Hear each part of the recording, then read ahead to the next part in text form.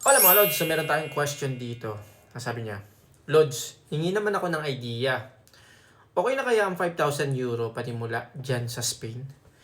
5,000 euro mga Lods ha. Ikwentahin natin yung 5,000 euro sa in peso, kung magkano siya. 5,000 euro. Ito yung rate natin ngayon, 61.19 sabihin na natin. 61.19.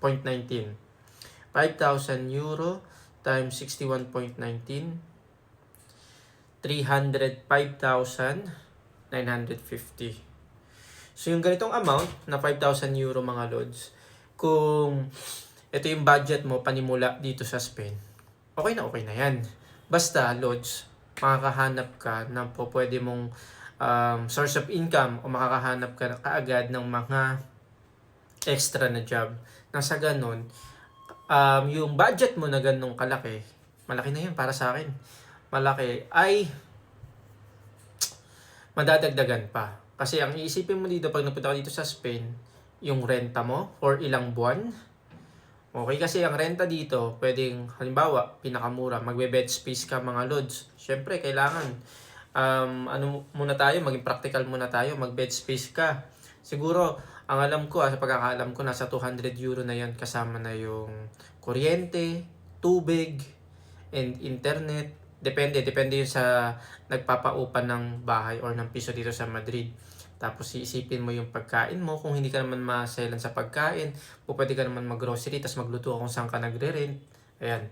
Then habang tinitipid mo yung ano mo, yung budget, kailangan makahanap ka na ng trabaho. Maraming nagpo-post ng mga extra job sa mga group ng mga Pilipino sa mga Facebook group sa Madrid. Halimbawa, sa Hola Amigo Community, ayan, meron mga nagpo-post diyan, yung mga Pilipino in Spain, mga Bisdak, basta any group na nandito, any Pinoy group na nandito sa Spain. Yan, nagpo-post sila ng mga extra, may papel or walang papel, pero kadalasan na nakikita ko ay yung mga kasambahay, mga domestic helper na trabaho.